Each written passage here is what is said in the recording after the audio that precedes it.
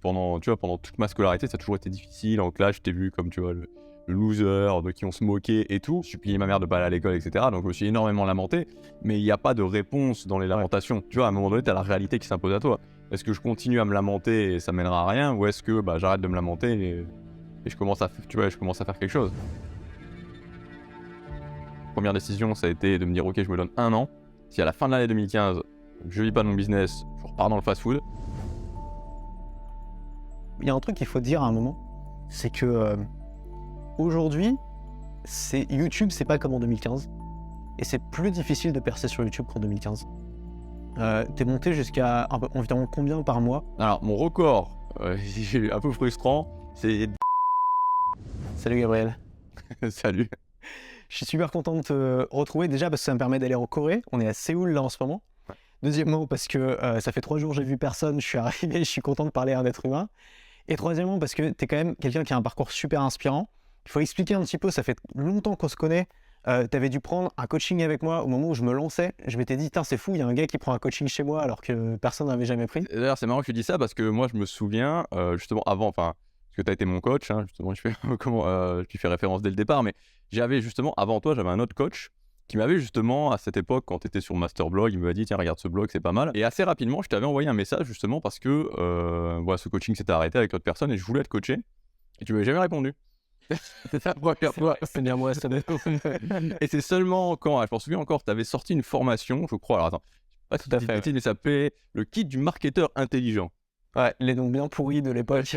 Voilà, je crois que c'était ça, avec 2 heures de coaching, et donc là, je me suis dit, ok, c'est bon, voilà, je prends le coaching. Ouais, et t'avais été la seule personne, non, il y en avait une deuxième personne, mais elle était pas restée. T'étais la seule personne qui a pris ce coaching sur le long terme.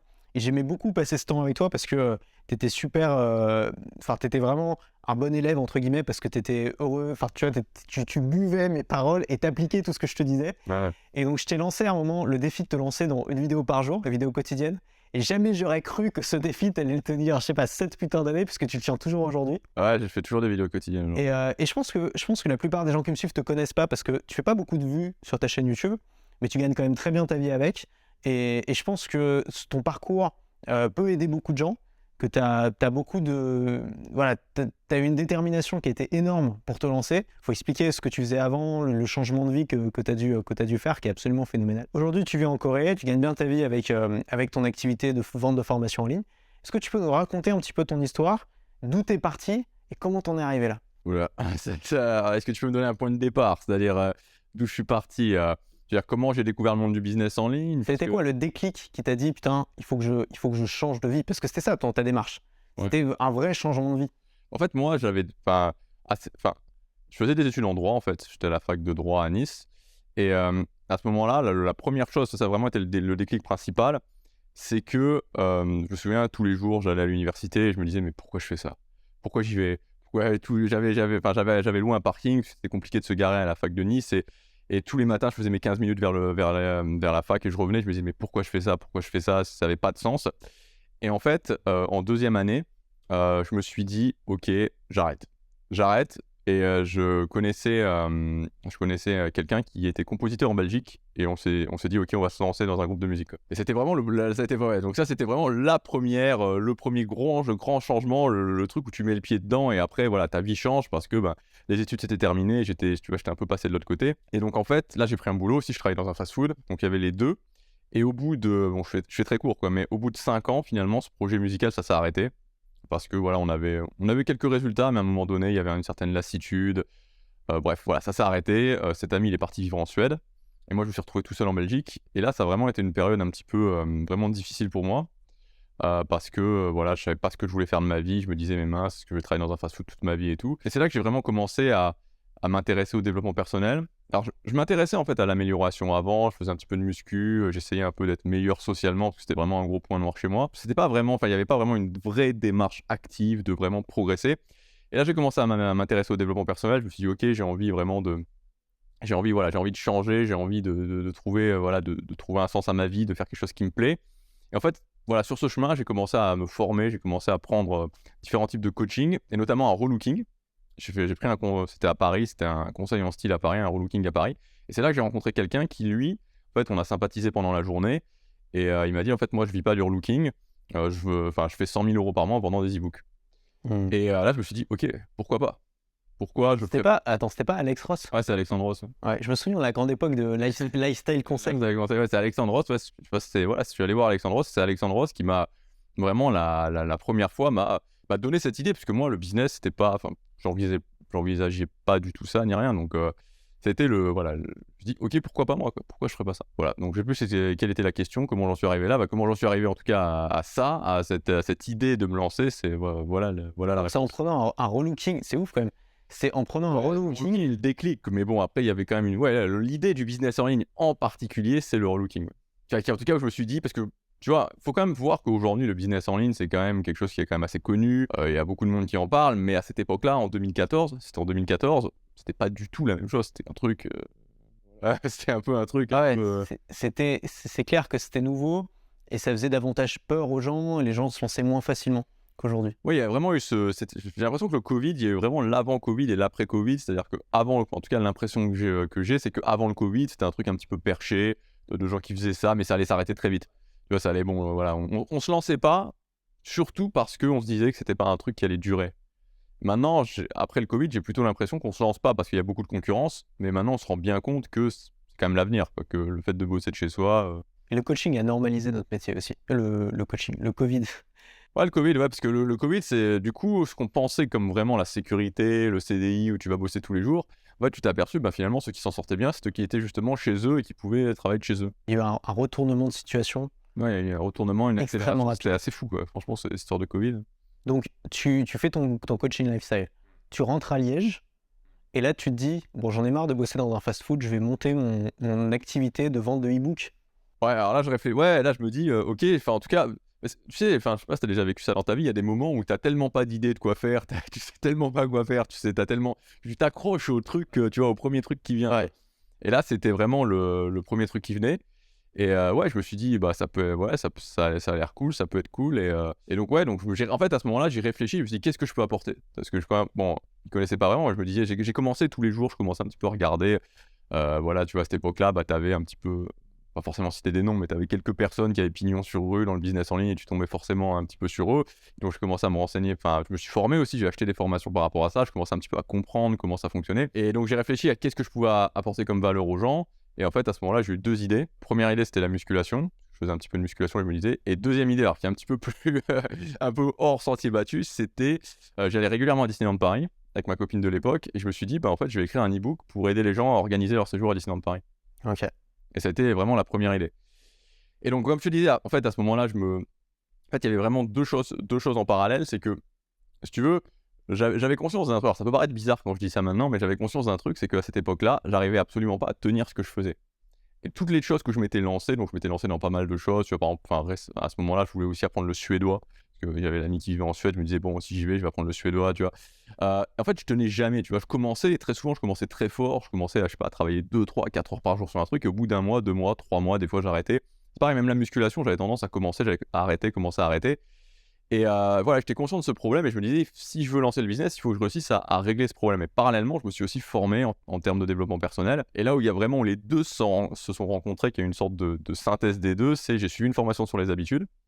Et à la fin de la formation, voilà, le mec disait, voilà, faut passer à l'action maintenant. Et donc, ce que je vous dis, c'est un défi de 30 jours où tous les jours, vous allez décider d'une habitude et la tenir. Et donc, c'est ce que j'ai fait. Et cette habitude, c'était de travailler tous les jours, tous les matins, quand je me levais, 30 minutes sur mon business en ligne. Ok. Donc voilà, ça c'était fin août-septembre 2014. Donc j'ai continué, voilà, j'ai continué.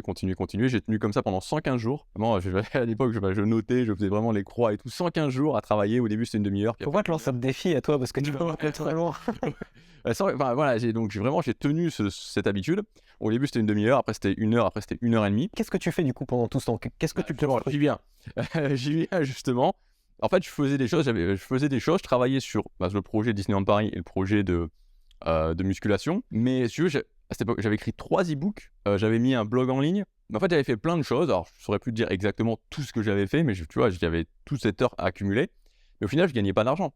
Et je me disais, mais mince, là, parti comme c'est parti, je suis en train de faire de la procrastination intelligente. Enfin, tu vois, je fais des choses, mais c'est des choses qui mènent pas à ce que je veux. Et ce que je veux, c'est vivre de mon business. Et c'est là où je me suis dit, ok, il faut, donc c'est la fin de l'année 2014, je me dis, voilà, il faut qu'en 2015, je reparte sur quelque chose de différent. Il faut que je me mette la pression. Il faut que je me mette la pression. Il faut que voilà, j'ai des deadlines ou quelque chose qui fasse que je sois obligé de le faire.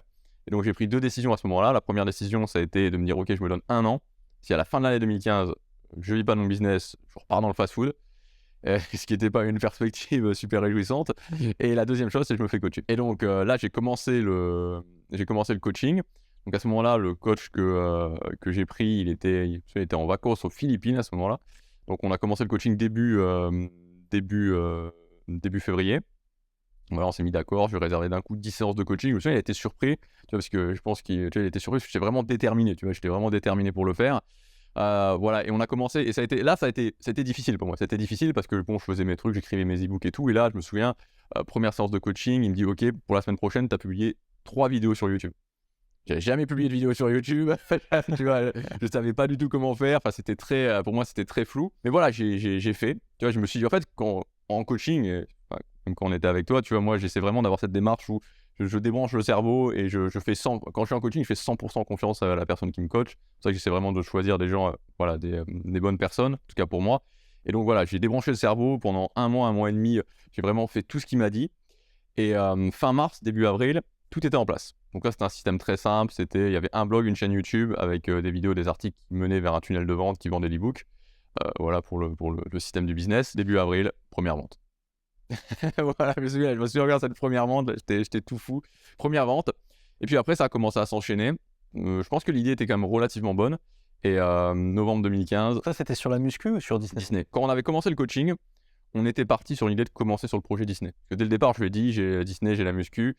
Et en fait, moi, dans ma tête, Disney, c'était plus un projet pour me chauffer. Ouais. Et je me disais, je vais gagner 200, 300 euros par mois, je serais content, tu vois. Mais en fait, avec le temps, c'est-à-dire comme ça a bien fonctionné, bah, j'ai commencé à y consacrer plus de temps. Voilà, vraiment me consacrer à Disney. Alors, et voilà, ça fonctionnait bien. Enfin, ça commence à fonctionner bien. Et après, donc lui, il a arrêté en fait. Il est parti travailler dans une agence de pub, je crois. Il faisait plus vraiment de coaching et puis je me sentais un petit peu moins connecté parce que j'avais vraiment besoin d'avoir quelqu'un qui était vraiment dans ce monde-là. Et c'est là que, en septembre de cette année-là, je t'ai contacté. Tout départ que je t'ai contacté, c'était, enfin, le business Disney tournait. Donc je t'ai contacté pour la muscu. Je me suis dit, je sais pas, je le sentais pas ce business muscu. Je sais pas, c'était ça partait pas comme, tu vois, par rapport, j'avais vraiment je voyais bien que Disney ça fonctionnait, ça partait, il y avait un truc qui se passait. En muscu, je le sentais pas. Et donc je me suis réorienté sur le développement personnel. Je me suis dit, qu'est-ce que je veux faire vraiment? Là, c'était vraiment quand on était ensemble. Mais qu'est-ce que je veux faire vraiment? Je veux faire du développement personnel. Et là, c'était le début de l'année 2016. Et donc là, c'est là où j'ai ouvert ma chaîne Gabriel Clé. Enfin, avant c'était une chaîne de musculation, mais c'est là où je suis parti sur le défi, une vidéo tous les jours pendant l'année 2016. Je me souviens quand on a travaillé là-dessus, c'est vrai qu'au début, j'ai essayé de te guider vers la muscu, te donner des idées, etc. Mais je sentais qu'en fait, toi, ce qui te faisait vraiment vibrer, c'était pas la muscu. La muscu, c'était plus un prétexte. Mais ce qui te faisait vraiment vibrer, c'était le changement de vie. Parce que toi, tu avais opéré un changement de vie chez toi. Tu parles souvent dans tes vidéos et je trouve ça très intéressant parce qu'il n'y a pas beaucoup de gens qui le font. Mais tu te montres très, très transparent sur les difficultés que tu as eues socialement quand tu étais enfant, à l'école, etc., le harcèlement, tout ça. Et le fait que pour toi, la capacité à progresser individuellement, c'est vraiment ce qui peut le plus changer sa vie. Et tu avais ce besoin d'en parler. Et donc, c'est pour ça qu'on s'est mis sur cette thématique. Et depuis, tu l'as jamais lâché. Tu as continué à créer du contenu là-dessus et à faire des vidéos quotidiennes depuis quoi? Depuis 5-7 ans, quoi. Ouais, depuis début 2016, ouais, j'ai fait. En fait, ce qui s'est passé aussi après, c'est que rapidement, c'est-à-dire que donc le business Disney m'a permis de passer la barre des 1 000 euros par mois. Donc ça a déjà été voilà, quelque part une satisfaction. Parce que je me suis dit, ok, je peux continuer. J'avais la validation que ça fonctionnait. Je vais pas retourner travailler. Donc j'ai pu me consacrer à fond sur cette chaîne aussi, sur cette chaîne Gabriel Clément. Et en fait, vu que j'avais la liberté géographique, j'ai commencé, je me souviens, j'ai commencé à voyager. Et notamment, j'ai fait pendant cette année 2016 un premier séjour à Séoul et à Tokyo pendant l'été. Et là, je me suis dit, ok, je veux ça m'a relancé en fait sur le truc de m'installer en Asie, parce que c'est un truc que que je voulais faire depuis très longtemps, mais finalement, tu sais, comme certains rêves, certains projets que tu peux avoir, qu'au bout d'un moment, tu te dis, bon, voilà, ça se passera pas, ça n'arrivera pas. Et du coup, je me suis dit, ok, là, je voyais un chemin, tu vois. Je vois un chemin, ça y est, maintenant, je l'ai. J'ai le business, donc je peux le faire. Et donc, ça a été aussi un fil rouge, finalement, parce qu'à chaque fois, je faisais des vlogs, c'était aussi un fil rouge de tout ce parcours de 2016 jusque 2020, où ça y est, je me suis installé, j'ai pu m'installer finalement en Asie. Pourquoi l'Asie? Alors ça, c'est une bonne question, c'est souvent quelque chose qu'on me demande, et je sais pas, en fait, j'ai pas vraiment de réponse, tu vois. Je sais pas pourquoi l'Asie, c'est juste que j'ai toujours voulu faire ça, et je sais pas, je me sens bien ici et j'ai vraiment et maintenant que je suis ici, je me dis: «Je reviendrai probablement jamais en Europe, quoi». Tu es déjà repassé quand même en Europe, je sais pas, voir ta famille ou Non. tu es jamais revenu en Europe en 4 ans? Non, parce qu'en fait, non, je suis jamais revenu parce que je suis parti en fait, enfin, donc je suis parti fin 2018. Donc depuis fin 2018, je suis pas revenu en Europe et rapidement, en fait, c'est-à-dire qu'il y a eu vraiment il y a eu le Covid aussi, tu vois? Et en fait, ici, j'ai vite été, je pense que ceux qui vivent en Asie, enfin, des fois, je suis un peu en contact avec certains entrepreneurs, tu vois, qui vivent aussi en Asie. Alors pas à Séoul, mais par exemple en Thaïlande et tu vois, en Asie, ils ont tellement mis je sais bien que moi, enfin, que ce soit le Japon, que ce soit la Corée, il y a des règles qui sont tellement strictes où genre t'oublies d'aller te déclarer à l'immigration, enfin, ouais, tu rentres plus, c'est tout, tu vois? Même si tu as un visa, tu rentres plus, ils en ont rien à faire, quoi. Donc, là, je me suis dit, voilà, pour le moment, voilà, je sors pas du pays, quoi. Donc là, tu commences à y croire grâce aux premières ventes, aux premiers milliers d'euros que tu as fait avec ton e-book sur Disneyland. Tu te dis: «OK, une autre vie est possible pour moi. Je pourrais peut-être aller vivre en Asie, peut-être que je pourrais gagner beaucoup plus que ça, peut-être que» bah là, tu avais déjà arrêté de faire ton job alimentaire, c'était terminé, tu avais déjà quitté. Non, mais là, j'ai quitté, ouais, avant l'année 2015, avant de me lancer, je l'avais déjà quitté. Donc déjà un gros changement, j'imagine? Ouais, un gros changement, ouais, c'est vrai que, ouais, enfin, maintenant, j'ai perdu un peu la notion, et j'ai eu un petit rappel, parce que quand je suis allé au Japon, Ouais. j'ai dû prendre un visa étudiant et donc retourner à l'école et obligé de nouveau d'avoir des horaires, ça m'a La pension hédonique, on oublie petit ouais, à ouais, on petit oublie, sur quoi on a échappé. on oublie la récompense gigantesque que ça Ouais. donne ce C'est boulot. important c'est important de temps en temps de s'arrêter juste et de réfléchir et dire: «Putain, mais j'ai une vie géniale», tu vois? C'est vrai. C'est cette vie de liberté quand même, de choisir tout ce que je fais et cetera. C'est quand même extraordinaire et c'est une vie que pour l'instant, il y a très, très peu de gens qui ont la chance d'avoir, quoi. Et juste le fait de se dire ça, moi, de temps en temps, ça fait un bien fou. Mais alors que c'est tellement possible, enfin, tu vois? Ouais. Parce que, voilà, ton audience qui te suit, c'est des gens qui veulent faire enfin, la plupart, ont l'idée, sont déjà lancés. Alors, c'est tellement possible de le faire, quoi. C'est ça qui, Et je voudrais justement qu'on parle de ça, de la méthode. Parce que moi, ce qui me bluffe avec toi, c'est que ça fait longtemps que tu fais des vidéos YouTube. Je sais pas, tu as dû poster beaucoup plus de vidéos que moi, peut-être plusieurs milliers. ouais, je crois 2000, un truc comme ça, hein. Et ta chaîne n'a jamais vraiment décollé dans le sens où tu n'as jamais fait des dizaines de milliers de vues par vidéo. Non. Généralement, tu postes une vidéo par jour, donc en même temps, tu postes beaucoup. Tu fais quelques centaines de vues sur tes vidéos. Et je sais que pour la plupart des gens qui me suivent, et ça, c'est un truc que ça fait des années que j'essaie de leur prouver, et j'espère que toi, tu vas pouvoir le faire parce que tu étais la preuve vivante aujourd'hui. Mais pour la plupart des gens qui savent qu'on peut gagner sa vie sur YouTube, ils sont convaincus que gagner sa vie sur YouTube, ça veut dire être célèbre. C'est-à-dire, ça veut dire faire au moins des dizaines de milliers de vues sur ces vidéos, faire beaucoup d'audience, avoir beaucoup de visibilité, parce qu'en fait, les modèles qui sont les plus médiatisés, c'est les YouTubeurs célèbres. Mmh. Et en fait, moi, ce que j'essaie de montrer, c'est qu'il y a vraiment deux choses. Il y a la quantité et il y a la qualité de l'audience. Il y a l'intensité de la relation que tu crées avec ton audience. Et toi, tu as réussi à créer une relation en faisant ce contenu quotidien qui est quand même très intense avec ton audience et qui te permet d'avoir des résultats qui, je pense, sont inimaginables pour les gens, le mec random qui arrive sur ta chaîne et qui voit ton nombre de vues et qui doit se dire, bon, bah voilà, il doit faire ça sur son temps libre pour s'occuper, quoi. Donc, est-ce que tu peux nous raconter un peu comment tu as construit ce business model-là et comment est-ce que ça fonctionne concrètement? D'accord. Bah, juste sur, le fait de convaincre les gens, je pense pas enfin, moi, j'ai régulièrement, justement, ce que tu fais référence, des gens qui arrivent et qui disent: «Ouais, avec 600, 700, 800 vues par vidéo», et il dit qu'il gagne sa vie, tu vois? Donc c'est vraiment je pense que c'est ancré dans la tête de beaucoup de personnes et ça paraît logique en même temps. Ça paraît logique de se dire comment c'est possible de gagner sa vie avec avec si peu de vues. Mais d'un autre côté, quand tu réfléchis et quand tu poses des chiffres, tu te dis que si tu vends des formations qui coûtent 80-100 €, moi, c'est plus ou moins, je veux dire globalement, des fois un petit peu plus cher, mais globalement 80-100 €, des fois des packs qui vont faire 200 €. Mais voilà, globalement, c'est ce que je vends. Bah, si on prend par exemple le chiffre de 100 €, ben, pour gagner 1 000 €, tu as pas besoin de tant de personnes que ça, en fait. Donc tu as pas besoin d'avoir, plein de gens, tu as besoin d'avoir des gens qui croient en ce que tu dis.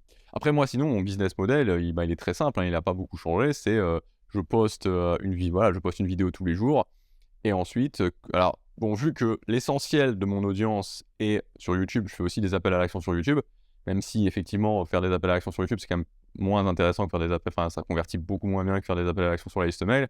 Mais voilà, sinon je sors en général, il y a un appel à la fin, il y a une offre par semaine. Ouais. C'est une nouvelle formation à chaque fois? Non, C'est tous les combien tu sors une nouvelle formation?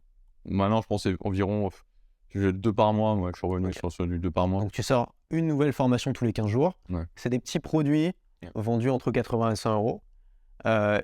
Chaque semaine, tu fais des offres. Donc tu vends ces formations, soit par mail, donc les deux, hein, par mail Par mail et et dans ta vidéo YouTube, Ouais, avec c'est un lien dans la description. Tu les vends avec des promos, j'imagine. Ouais. Tu fais des... C'est ça, ouais, le lancement avec début de promo, fin de promo, quoi. Donc, Ok. Et quand t'as pas de nouvelles formations sous la main, tu fais un pack ou tu prends d'anciennes formations ou tu fais une promo sur tout le catalogue, un peu comme Ça. je fais. c'est ça, ouais. Maintenant, j'essaie vraiment de calibrer par rapport à ce qui fonctionne. Il y a quand même eu, enfin, moi, je pense que toi aussi, je pense que pas mal de personnes, il y a quand même eu des changements assez importants en termes de ce qui fonctionnait avant le Covid et après le Covid. Par exemple, les packs, justement, moi, je tournais beaucoup avant sur des packs de 3 formations. Je me suis rendu compte que ça fonctionnait tellement. Alors, ça peut m'arriver d'en perdre. Moi, j'essaie surtout de me poser la question, parce que comme je parle de plusieurs sujets, valeurs sociales, un peu de business aussi, finance, et puis développement personnel, j'essaie aussi de me poser la question, une certaine saisonnalité. Tu vois, donc en janvier, bon, bah voilà, c'est les résolutions, etc. Septembre, donc essayer de partir par rapport à ça. Mais oui, donc c'est essentiellement des nouvelles formations ou alors ouais, plutôt des grosses offres. Donc soit une promotion, soit maintenant je fais aussi un abonnement. Ok. Juste pour avoir une idée, t'es monté jusqu'à environ combien par mois? Alors, mon record, un peu frustrant, c'est 19 600 euros. Vraiment, quand j'ai été, donc c'était avant le Covid, c'était le moment où j'étais vraiment là où j'ai fait les plus gros, voilà, où c'était le top de mon business, on va dire, qui est quand même beaucoup axé sur le développement personnel. Et voilà, et donc le développement personnel, c'est quand même, voilà, c'est moins aujourd'hui. On va en parler après, D'accord. du fait que ce soit devenu plus difficile de vendre des formations. Ouais, après c'est pas égal, hein, c'est-à-dire que ça dépend des thématiques, mais le développement personnel particulièrement, en tout cas pour moi, convertit beaucoup moins bien aujourd'hui. Donc, oui, donc en moyenne, sinon, c'était, je faisais autour, on va dire, de 10 000 euros par mois pendant ce que j'appelais la saison basse, c'est-à-dire la saison basse, c'est plutôt mars jusque septembre, octobre, et sur la saison plutôt haute, là, je passais entre 15 et 20 000, c'était sur... C'est intéressant de noter qu'il y a des saisons basses et des saisons hautes. Je pense En tout cas pour moi, hein, les gens, ils pensent pas forcément. Je pense qu'on en a tous. Mais souvent, elles sont différentes. Ça dépend de ce que tu vends. L'été, par exemple, pour moi qui était beaucoup sur le dev perso, c'est pas forcément la saison où les gens vont être le plus. Business en ligne, pareil. Hein. L'été, il faut cravacher. Hein. Si tu veux maintenir tes résultats, c'est pas évident. Et ouais, c'est vrai que les deux gros pics, moi, c'est la même chose. Hein. Si tu bosses, bon, ça dépend beaucoup de ce que tu mets, les offres que tu sors, etc. Mais globalement, c'est la rentrée et la rentrée. Donc début septembre et début janvier. C'est comme les salles de sport en fait. C'est ça, ouais, c'est les mêmes métiers. Ouais, c'est ça, ouais. Je pense qu'il y a une impulsion du début et puis ça descend. Moi, je vois chaque année, c'était vraiment, même toujours maintenant, à partir de mars, ça commence à être plus difficile. Et voilà. Ok, donc tu montes cette activité-là. Ça prend combien de temps avant que tu en tires un revenu confortable?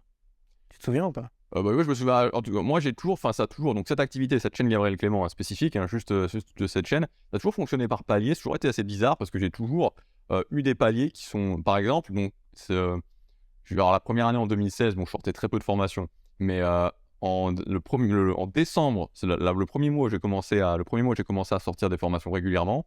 C'était en décembre 2016. Là, je m'en souviens, j'ai fait 1 574 euros. Alors, je m'en souviens parce que c'était vraiment le défi, je voulais faire 1 500 euros pour la fin de l'année avec ce business. Et après, en janvier, mars, avril, je suis resté c'est assez marrant, quoi, parce que j'ai passé ce palier des 1 500 et je suis resté plus ou moins à ça. Après, j'ai en mémoire le palier des 10 000 euros, c'était en novembre, c'est juste quand le premier mois où je suis arrivé en Corée. Novembre 2018, j'ai passé les 10 000 euros. Première fois où je passais les 10 000 euros. Et donc, bon, voilà, je sais pas si tu considères que c'est confortable, 10 000 euros. Après, je crois que sinon, c'était, ouais, donc 2016-2017, je pense que je vais être à 3 000, 4 000, ouais, peut-être, je sais pas, ouais, peut-être fin 2000, ouais, début, ouais, je pense que je vais faire 5 000 au début, janvier 2017. C'est quand même allé assez vite, quoi. La progression était quand même assez... T'as eu quand même des systèmes de paliers? Parce que moi, c'est vraiment ce que j'ai vu dans mon business. C'est qu'on peut pas dire que chaque mois, j'ai gagné plus que le mois précédent. Mais il y a eu des paliers qui se sont débloqués. Et ensuite, je suis resté stable pendant plusieurs mois, parfois jusqu'à 1 an. Et ensuite, nouveau palier. C'est ça, exactement. Et par exemple, toujours aujourd'hui, je me souviens bien de ce moment, parce que c'est vraiment le moment où je suis parti d'Europe et que je suis arrivé ici. Je sais pas pourquoi, en septembre-octobre 2018, donc je faisais 5 000 et quelques, et pourquoi d'un coup je me suis mis à faire 10 000 et que je suis plus descendu, quoi. Il n'y a pas d'explication. Je sais pas vraiment. Tu dis que c'est quand tu es arrivé en Corée? Ça, c'est quand je suis arrivé en Corée. Est-ce que ça pourrait pas être lié à ça? Parce que tu as une audience qui s'identifie beaucoup à toi et qui suit ton parcours avec attention. Et peut-être que ce déménagement en Corée, c'était aussi une sorte de preuve de regardez, je parle de changement de vie, regardez-moi, quoi. J'avais jamais envisagé ça, mais c'est vrai que c'était vraiment... c'était fou, quoi, ce mois-là, tu vois. J'imagine que tu as fait des mois, tu vois, où à un moment donné, tu as le chiffre qui explose. tu te dis, mais enfin, tu vois, c'était. Mais, tu vois, on pense pas forcément à tout ce qu'on a fait avant et qui a eu un impact sur ce que les gens pensent. Par exemple, tu sais, le mois d'août, moi, généralement, c'est mon pire mois, sauf l'année où j'ai fait un tour de France des entrepreneurs. En fait, je suis allé rencontrer plein de gens de mon audience qui gagnaient leur vie sur Internet et j'ai fait plein d'interviews. Donc, pendant tout le mois d'août, j'ai eu à peine le temps de sortir des offres et j'ai fait mon meilleur mois de l'année en termes de vente. D'accord. Pourtant, j'ai leur sorti des offres à l'arrache, c'était pas super travaillé. Mais en fait, il y avait ce truc-là, je pense, de ce momentum. J'aime bien appeler ça comme ça, tu vois. C'est-à-dire un moment où tout le monde pense à la même chose en même temps. Et les momentum, ils peuvent être externes. Par exemple, il y a une tendance, je sais pas, en ce moment, c'est l'intelligence artificielle, il y a eu les NFT, les machins. Et il y a aussi les momentum que tu peux créer toi-même. Et ça, c'est très puissant. Et je pense qu'en venant en Corée, tu as dû créer un momentum. De la même manière que moi, en faisant ce tour de France, en montrant tous ces exemples de gens qui y arrivaient, en fait, même pour les gens qui te suivent et qui t'aiment bien, il y a quand même un truc de ils t'aiment bien, mais ils sont pas encore vraiment convaincus. C'est vrai. Et c'est pas forcément des haters et tout.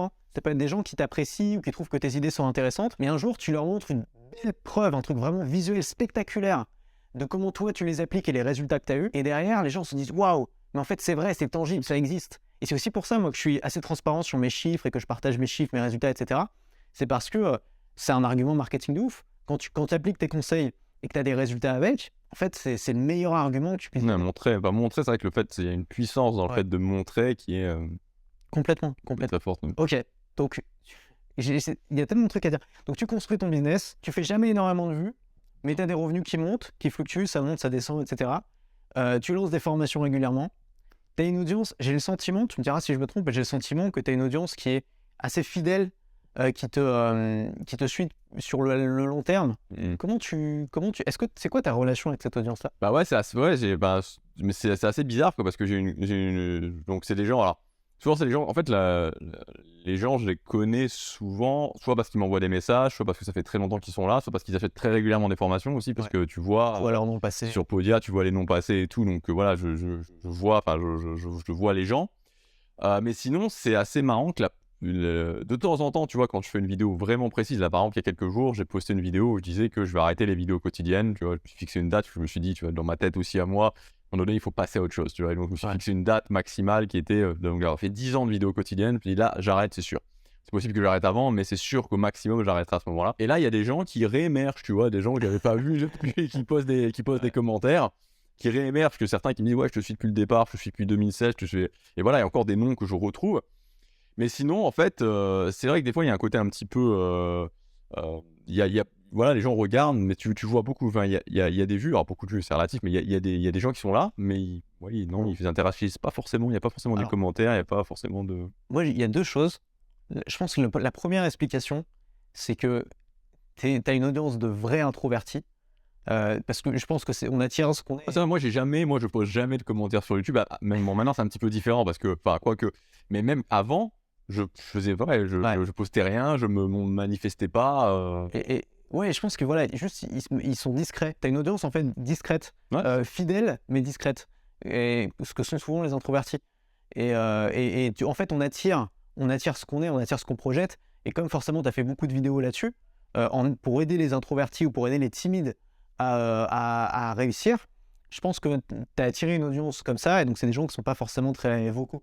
Et la deuxième chose, c'est que, et ça c'est quelque chose que j'ai observé chez moi aussi, c'est qu'il y a beaucoup moins d'engagement sur les vidéos, il y a beaucoup moins de commentaires en tout cas. Moi j'ai beaucoup moins de commentaires. C'est-à-dire aujourd'hui, maintenant, actuellement, d'accord. Qu'il y a 3 ou 4 ans par exemple. YouTube a changé, on va en parler de ça parce que c'est vrai qu'il y a beaucoup de choses qui ont changé. Et l'autre jour, je me suis rendu compte de ça, c'est que j'ai une vidéo qui a bien marché et tout. Et putain, il y avait quoi? Il y avait 15-20 commentaires en dessous, tu vois, sur une vidéo, je sais pas, qui a fait peut-être 5 000, 10 000 vues, tu vois. Enfin, peut-être un peu plus, je sais pas, mais en tout cas, c'était vraiment peu. Et je me suis dit, mais est-ce qu'il faut que j'encourage les gens à laisser des commentaires? En même temps, tu vois, ça a pas l'air d'empêcher la vidéo de marcher. Ou est-ce qu'il faut que j'accepte l'idée que juste les gens laissent moins de commentaires et que c'est OK? Et qu'en effet, ils se manifestent d'une autre façon. Pour moi, la meilleure manifestation, évidemment, c'est les ventes. Ouais. Quand quelqu'un, même d'un point de vue, pas seulement d'un point de vue financier, même d'un point de vue, c'est agréable, tu vois. Tu dis, il y a quelqu'un qui me fait suffisamment confiance pour dépenser 100, 200 euros, parfois plus, pour se former avec moi. Et elle va passer 1h30, 2 heures, 3 heures à m'écouter parler. Tu dis, en termes d'engagement, c'est beaucoup plus fort que les 5 commentaires. Mais c'est vrai qu'il y a ce truc-là de baisse, j'ai l'impression, d'engagement visible sur les vidéos, tu vois. Ouais. Bah, moi, c'est vrai quand même. Ouais. Il y en avait quand même plus avant, quoi. Même si moi, j'ai jamais eu vraiment des gens, enfin voilà, comme tu dis. Non, mais j'ai jamais. Ouais, non, ouais. Non, mais c'est pas la question, mais ça, voilà, c'est juste que des fois, tu te dis, ça rend encore le truc un petit peu. Tu dis, t'as des gens qui regardent, tu vois, mais je sais pas trop. Ouais, et c'est vrai qu'ils émergent de temps en temps. Oui, ouais, de temps en temps, il y a des gens qui. Alors, il y en a que je connais bien, tu vois, parce qu'il y en a qui sont là, qui sont vraiment actifs. Tu sais, t'as ce truc où parfois t'as des gros youtubeurs un peu anciens, ancienne école, qui postent des vidéos, tu sais, la fameuse dépression du youtubeur, où ils postent une vidéo pour dire bon, ça va pas, ça marche plus, je sais plus faire des vidéos, machin, j'hésite à arrêter, machin. Tous les 3-4 ans, ils nous font un truc comme ça, et puis ils reviennent. Et à chaque fois, tu vois dans les commentaires que d'un coup, il y a plein de gens qui parlent que ouais, mais non, t'adores, on te suit depuis le début. Et le mec ensuite fait une autre vidéo, ou alors laisse un commentaire piné en disant ah, mais c'est incroyable tout cet amour que vous m'apportez, je me rendais pas compte que vous étiez aussi présent, allez, c'est parti, je vais refaire des vidéos. Et c'est un peu comme s'il faisait cette vidéo un peu comme un appel au secours pour dire aux gens, aux vieux, tu vois, aux gens qui sont là depuis longtemps, montrez-moi que vous êtes là, on a besoin de vous voir. Et c'est vrai que pour la motivation, alors moi je sais que j'ai ce truc des ventes qui me rassure, qui fait que j'ai pas besoin d'avoir beaucoup de commentaires, mais pour la motivation, c'est important de voir pour qui tu travailles, quoi. C'est vrai que franchement, ça fait plaisir, quoi. Moi, d'avoir des commentaires, ça fait quand même plaisir. Quand tu fais un sondage aussi, t'as dû en faire. T'as dû aussi parfois être surpris par te dire waouh, tous ces gens. Ça fait un petit moment que je n'ai pas fait de sondage, mais ouais, il y a pas mal de gens qui répondent. C'est vrai que. Mais ouais, non, moi, c'est agréable. En tant que créateur, c'est vraiment agréable d'avoir. C'est un truc, je sais pas si tu as eu l'occasion de faire ça, mais faire des événements physiques, parce que c'est un truc, c'est super important, je pense, d'en faire de temps en temps, même si c'est pas rentable financièrement. C'est super important d'en faire de temps en temps, parce que ça te permet d'être en face à face en fait avec l'audience qui te suit. En Internet, il y a quand même une distance. Et quand on bosse sur Internet, au bout d'un moment, on voit plus que les chiffres, quoi. Et en fait, notre audience, bah, c'est quoi? C'est le nombre de vues sur YouTube, c'est le taux d'engagement, c'est le nombre de ventes. Enfin, tu vois, c'est que des chiffres en fait. Et on sait plus vraiment pour qui on travaille. Et le fait de rencontrer les gens, je sais que j'ai organisé un voyage dans le désert avec 10 entrepreneurs là récemment, et ça m'a fait un bien fou. Ça m'a vraiment fait un bien fou d'avoir ces gens en face de moi qui me montraient, en me le disant et en discutant avec eux, et en voyant leurs projets, qui me montraient vraiment de manière parfaitement concrète que ce que je faisais, ça avait une vraie valeur. C'était pas juste ah bah tiens, aujourd'hui j'ai fait du chiffre, aujourd'hui j'en ai pas fait. Ça a une vraie valeur dans la vie des gens. Et je pense que toi aussi, t'apportes une valeur énorme pour les gens qui te suivent. Et de l'autre côté, il y a le contact en fait avec les gens qui te permet de garder les pieds sur terre et qui te permet déjà de rester éthique parce que tu penses aux gens quand tu crées des vidéos, donc ça te permet de pas faire n'importe quoi. Et ensuite, ça te permet aussi de créer peut-être de meilleurs produits parce que le fait de discuter avec ces gens-là en face à face, tu découvres des problèmes que toi tu avais oubliés parce que ça fait trop longtemps que tu es dans ta thématique. Et ça, j'appelle ça le syndrome de l'expert. C'est quand ça fait trop longtemps que tu es dans ta thématique, tu t'es tellement éloigné des débutants, tu sais tellement plus ce que c'est qu'un débutant que tu n'arrives plus à leur parler et ça marche plus ce que tu fais parce que tu ne trouves plus les mots. Et paradoxalement, bah, tu as des gens qui sont à peine plus que débutants, tu vois, qui étaient débutants l'année dernière et qui cartonnent parce qu'ils ont cette empathie. Et donc le fait d'être en contact physique avec ces gens-là, ça permet de nourrir cette empathie. Ouais, bah, c'est super important d'avoir ça. Moi, j'avais fait une conférence juste avant de partir et c'était j'avais mal fait les choses, c'était mal voilà, il y avait pas finalement beaucoup de monde qui était venu puisque j'avais sûrement mal brandé le truc et tout, mais tu avais quand même rencontré peut-être une quinzaine de personnes, il y a une quinzaine de personnes qui étaient venues et c'était cool. Donc mais organiser un truc en Corée. Ouais, je pourrais, mais bon après bon, ça demande quand même je pourrais à la rigueur organiser un voyage, mais je suis pas sûr qu'il y aurait beaucoup de monde qui C'est pas grave. Tu fais ça avec même 5-6 personnes. Tu vois, c'est une belle expérience. Ça va te faire du bien, ça. Il y a pas mal de youtubeurs, mais plus vraiment youtubeurs coréens qui font ça, qui font le voyage des abonnés. Tu veux dire des youtubeurs français? Ouais, des youtubeurs français, tu vois, il y en a quelques-uns qui sont mais plutôt youtubeurs classiques, tu vois, donc pas vraiment sur le business, mais youtubeurs classiques qui... Mais si tu veux que les gens viennent, il faut le vendre. Et il faut le vendre comme un coaching, comme un accompagnement, tu vois. Si tu fais juste une rencontre abonnée à Séoul, il y aura t'as pas énormément d'abonnés, il n'y en aura pas énormément qui viennent ici.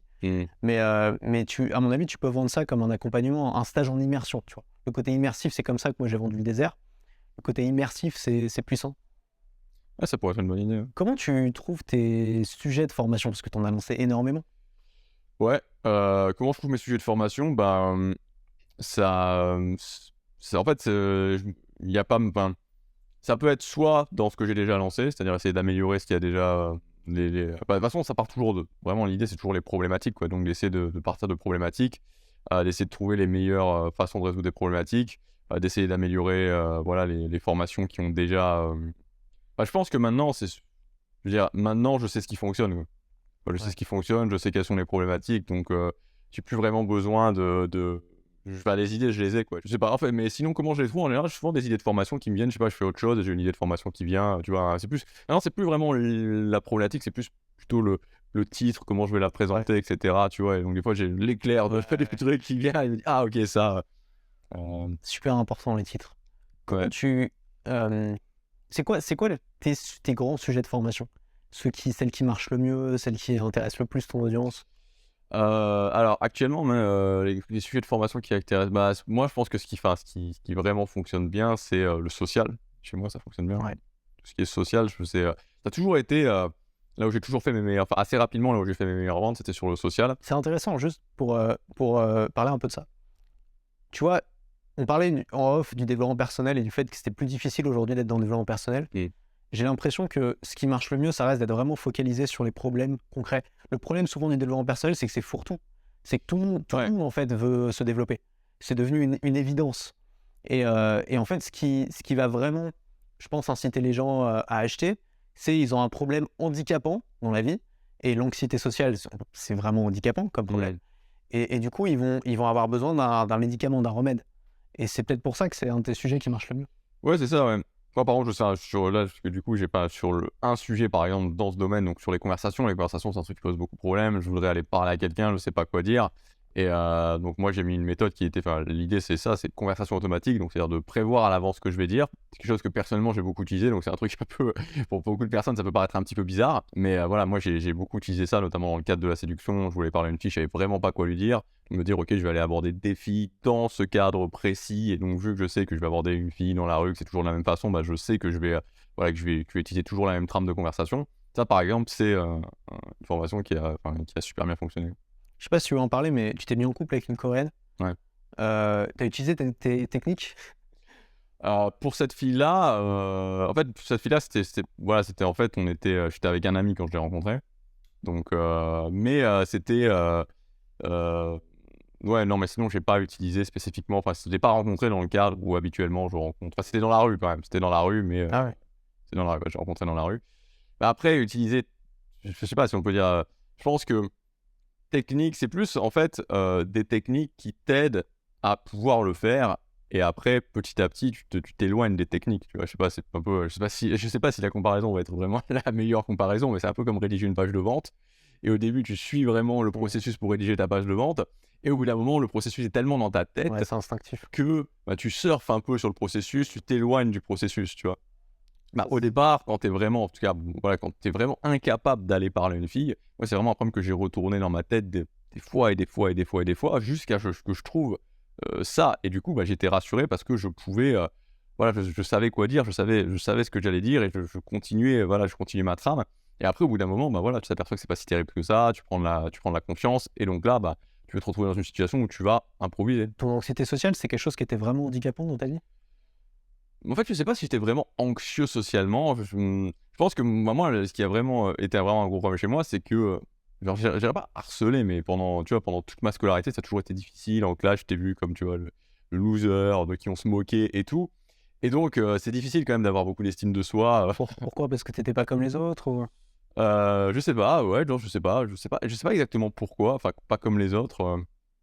Je sais pas exactement, bah, je restais dans mon coin, en fait, tu vois? Je restais dans mon coin, je parlais pas forcément aux autres et donc, tu toujours, T'es tu vois. timide en fait. Ouais, j'étais timide, j'étais réservé socialement, j'étais timide, mais j'étais pas, ouais, mais bon, après, t'avais toujours, tu vois, enfin, dans la classe, t'avais toujours un mec ou quoi, tu vois, un peu le leader et qui, voilà, qui me voyait comme une cible facile et qui donc, bah, j'étais un peu son souffre-douleur pendant l'année, quoi. C'est souvent les timides qui sont harcelés parce que justement, comme t'es timide, tu vas pas savoir comment faire dans cette situation, quoi répondre, comment t'imposer, comment avoir la répartie.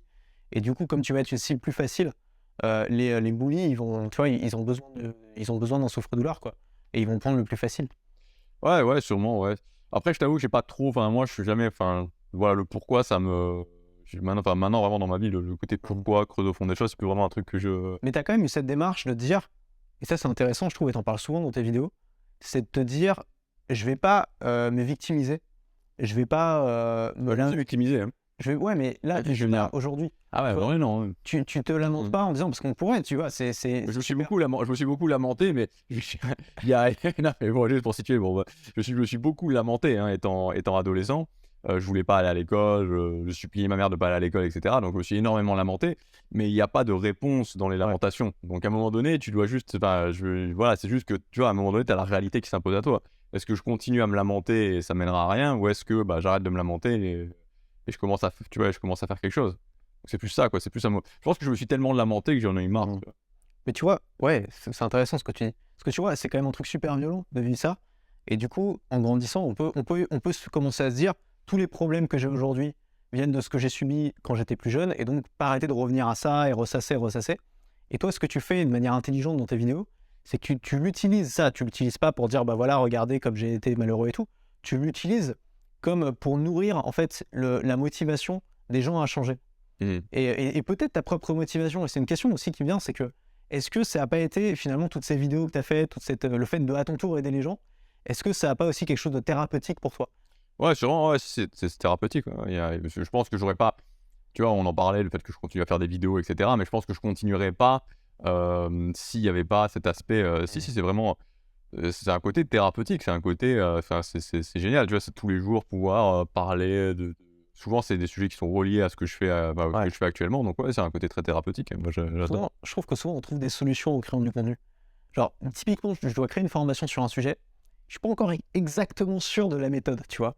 Et en fait, en construisant la méthode, je me dis: «Ah mais putain, mais c'est génial, mais machin», et en fait, après, j'applique la méthode. Ça m'est déjà arrivé de créer la méthode pour une formation et ensuite de l'appliquer et de me rendre compte que ça marchait, tu vois? D'accord. Parce qu'en fait, il fallait que je délivre, et notamment à l'époque où je faisais des podcasts quotidiens, c'était le contenu le plus intime, le plus personnel que j'ai fait, où chaque jour je faisais un podcast, un peu comme tu fais avec tes vidéos, mais c'était en format audio. Mmh. Ça durait 15-20 minutes, parfois 30 minutes tous les jours, et ça, en fait, j'avais presque l'impression que c'était mon psy, tu vois? Genre tous les jours je parlais, mais c'était pas évidemment pour parler de mes problèmes et tout, c'était, pour, parler de mes réalisations, et parfois je découvrais des trucs en créant mon contenu, tu vois? En me disant: «Ah mais c'est bien ça, putain je vais le développer et tout», tu vois? Et ça a vraiment, moi j'ai toujours vu comme ça la création de contenu, comme quelque chose de considérablement thérapeutique et bienfaisant dans ma vie. Ouais, il y a 2 choses. Premièrement, c'est vrai que le fait de créer du contenu, ça auto-alimente quelque part du futur contenu que tu peux créer.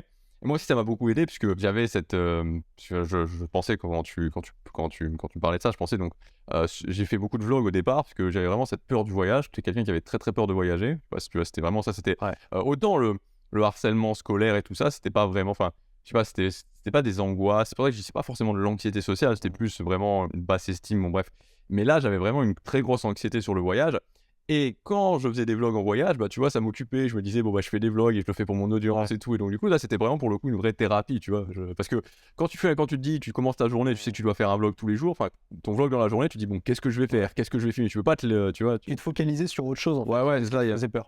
il y avait ce côté, ça, c'était assez cool, quoi. Tu as créé ces dernières années, alors je sais pas si c'est depuis le Covid, parce que tu me disais que pendant le Covid, ça avait été un peu plus dur après d'obtenir les mêmes résultats qu'avant. Ouais. Et tu pas le seul du tout à me dire ça. Il y a énormément d'entrepreneurs, notamment de formateurs, qui ont vu des baisses de leurs revenus après le Covid, parce que voilà, ça a été, en fait, je pense que la raison, c'est qu'il y a eu beaucoup de gens qui se sont lancés dessus en même temps. Et simplement, il y a eu beaucoup plus de concurrence. Et parmi la concurrence, il y a des gens qui sont très bons, etc. Donc c'est difficile. Oui, donc est-ce que c'est à ce moment-là que tu as lancé ta deuxième chaîne YouTube qui parle d'investissement, c'est ça? Ouais, c'est ça, ouais. Donc, j'ai une autre chaîne YouTube qui parle d'investissement en bourse. Et alors, en fait, l'histoire de cette chaîne de bourse, c'est juste que il y a, quand je me suis installé, donc quand j'ai eu mon visa, alors c'est pas définitif, c'est jamais définitif, mais quand j'ai eu mon visa longue durée à Séoul en Corée, c'était en juillet 2020. Et à ce moment-là, il y a eu vraiment ce sentiment, tu vois, parce que là, c'était, tu vois, des fois, tu as des objectifs, et par exemple, gagner 2 000, 3 000, 5 000, 10 000, 20 000 euros avec mon business, ça, c'est un objectif. Mais le fait de m'installer en Asie, c'était une vision, tu vois, ce que j'appelle une vision. Ouais. C'est un truc, tu vois, c'était vraiment le truc, la vision, pour moi, c'est le truc où quand tu y penses, tu te dis, mais comment je vais y arriver? Enfin, il y a 10 ans en arrière, je me disais, j'arrivais même pas à imaginer comment je pourrais le faire. Et donc, je l'ai fait, ce truc-là, tu vois. Je me suis dit, à un moment donné, je l'ai fait. Je me souviens, le lendemain, j'ai été, la vidéo est toujours en ligne d'ailleurs, j'ai été me balader dans Séoul, j'ai fait, ça y est, je l'ai, j'ai mon visa et tout, j'étais super content. Et en même temps, par rapport à ça, je me suis dit: «OK, j'ai fini une vision, mais qu'est-ce que je vais faire maintenant? Qu'est-ce que je fais?» Tu vois? C'est Mmh. quoi mon prochain truc? Et donc, ce que je me suis dit, c'est que, et voilà, j'avais un petit peu réfléchi à ce truc-là, c'était, je veux vraiment régler le problème de l'argent dans ma vie. Je veux dire, je veux que l'argent, ça soit un truc que j'y pense plus, quoi. Ça existe, mais tu vois, j'y pense plus. Alors au départ, je disais ça comme ça, finalement, maintenant, je me suis fixé vraiment voilà, ce cap d'avoir 1 000 000 € de patrimoine.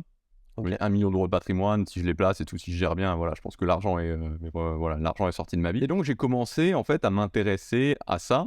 Et mon point faible, c'était vraiment l'investissement. Alors, j'investissais déjà, mais tu vois, les 3 piliers de l'argent, c'est-à-dire la gestion de ton argent, gagner des revenus complémentaires et l'investissement, clairement, mon point faible, c'était l'investissement. Donc, j'ai commencé vraiment à plus m'intéresser, à me former, à beaucoup me former par rapport à ça.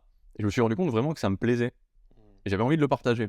J'avais vraiment envie de le partager. Et j'ai commencé à le partager sur ma chaîne principale, sur ma chaîne Gabriel Clément. Et là, en fait, c'était un peu la douche froide, puisque les gens n'étaient pas du tout réceptifs, tu vois. Ouais. Pas du tout réceptifs. Et là, j'avais déjà un petit peu cette problématique, tu vois, vu que je parle de social, de développement personnel et de business, j'avais déjà un petit peu cette problématique où le business en ligne, ça intéresse déjà pas tout le monde. Et c'est un truc qui est un peu, tu vois, des fois, c'était un truc qui me pesait un petit peu, où je sais très bien que je vais parler du business en ligne et ça va intéresser moins de gens, je vais faire moins de vues forcément sur mes vidéos. Et je me suis dit, ok, je vais pas recommencer ça pour la bourse.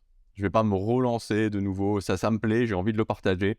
Mais je vais pas repartir de nouveau dans cette histoire de faire du contenu où je sais qu'il y a certaines personnes qui sont pas intéressées. Donc je me suis dit, je vais ouvrir une nouvelle chaîne. Voilà, donc là, on était en mi-2021. Et le temps, voilà, de réfléchir un petit peu à tout, comment j'allais faire ça, de prendre un petit peu des choses. Je l'ai ouvert, c'était octobre 2021, Ok. cette chaîne bourse. Donc, tu as essayé d'emmener un petit peu d'audience de ta chaîne principale. Alors en fait, j'ai voulu justement, c'est-à-dire que j'en ai juste parlé au départ, et j'ai pas eu beaucoup, j'ai eu 80 abonnés, tu vois, donc voilà, c'est vraiment, les gens sont pas du tout, j'ai envoyé un mail, j'en ai parlé depuis le départ, et après non, parce que j'ai voulu aussi me dire, ok, je vais en profiter, là vraiment, purement pour moi en termes de business en ligne, je vais me relancer comme si j'étais débutant.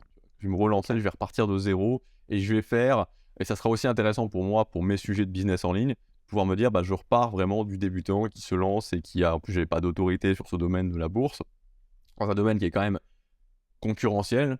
La bourse sur YouTube, il y a quand même vraiment beaucoup de monde. Donc voilà, ça va être intéressant de faire ça. Ok. On peut parler justement du fait que ce soit devenu plus difficile pour les formateurs et même pour les créateurs de contenu YouTube. Il y a un truc qu'il faut dire à un moment, c'est que aujourd'hui, YouTube, c'est pas comme en 2015. Et c'est plus difficile de percer sur YouTube qu'en 2015. En tout cas, il faut mettre un niveau de sophistication dans les vidéos qui est supérieur. C'est-à-dire qu'en 2015, tu pouvais vraiment allumer ta caméra, parler pendant 20 minutes sur ton sujet sans cut, sans incruste, sans rien, couper ta caméra, mettre la vidéo sur YouTube et la vidéo pouvait décoller, ça pouvait marcher. Aujourd'hui, c'est beaucoup plus technique, beaucoup plus compliqué. Et ma théorie, moi, c'est que c'est à cause. C'est juste, dans tous les marchés, c'est comme ça. Il y a une sophistication du marché. Quand c'est tout nouveau, c'est relativement facile. Il y a plein de gens qui arrivent, qui font leur place, etc. Et ensuite, forcément, tu as un écrémage régulièrement avec les meilleurs qui arrivent, ou qui inventent de nouvelles stratégies, ou qui ont de nouvelles idées, qui les appliquent.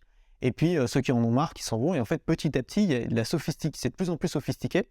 Tu regardes la télé, tu regardes la télé des années 50 vs la télé des années 2000, tu vois le niveau de sophistication qui a explosé. C'est pas du tout, c'est beaucoup plus divertissant dans la télé des années 2000. Il y a une sophistication aussi du divertissement, tu vois avec TikTok, tu vois avec... C'est pareil, TikTok, c'est intéressant de comparer TikTok et YouTube, parce que TikTok, techniquement, c'est à peu près au stade où étaient les YouTubeurs en 2010. C'est-à-dire que la plupart des vidéos TikTok, c'est des jeunes avec leur smartphone dans la main qui parlent sur un sujet pendant 1 minute et ils cut et ils envoient ça. Et évidemment, il y a des vidéos qui décollent parce que le sujet est bon, parce que l'accroche est bonne, etc. Mais techniquement, c'est extrêmement simple. C'est fait avec un smartphone, souvent il n'y avait pas de micro, le son est un peu pourri, le décor est pas ouf, etc. Une meuf qui se maquille et qui parle d'un truc, ça ressemble vraiment au YouTube des années 2010, où tu avais des ados dans leur chambre qui faisaient des sketchs et où ça cartonnait. Et en fait, je pense que déjà YouTube est plus sophistiqué qu'en 2010, et en plus il y a cette concurrence de TikTok, donc du divertissement super rapide, qui fait qu'aujourd'hui les gens s'ennuient beaucoup plus vite devant une vidéo, et donc si tu veux les capter, si tu veux les capturer, les garder, même quand tu fais de l'éducation, où avant il n'y avait pas beaucoup de sophistication, aujourd'hui techniquement il faut mettre plus de moyens. Il faut faire un discours un peu plus léché avec une introduction travaillée, parfois il faut scripter la vidéo, c'est pas obligatoire, mais ça peut être utile de le faire. Parfois il faut faire un montage dynamique, mettre des incrustations, mettre des images, des illustrations, des stock footage, je sais pas. Et je pense que c'est aussi pour ça que...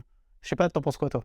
Non, mais moi je suis d'accord avec toi, parce que moi c'est exactement ce que je fais justement sur cette chaîne bourse, c'est que, en tout cas moi de mon point de vue, de ce que j'ai pu voir, voilà, concrètement, c'est que clairement pour se lancer sur YouTube, pour percer sur YouTube aujourd'hui, il vaut beaucoup mieux faire peu de vidéos, les faire super travailler, les scripter. Moi je les scripte, mes vidéos bourses, ça fonctionnera beaucoup mieux. C'est beaucoup plus et il vaut mieux voilà, passer par exemple par la liste mail ou canal Telegram ou autre pour engager l'audience après et là aller plus en profondeur. Mais clairement, je pense que c'est après j'ai pas été vraiment plus dans l'analyse du pourquoi du comment, mais c'est sûr que c'est plus difficile de faire une vidéo. Moi j'ai eu plusieurs vidéos qui ont décollé où c'était 15 minutes où je parlais sans rien, quoi.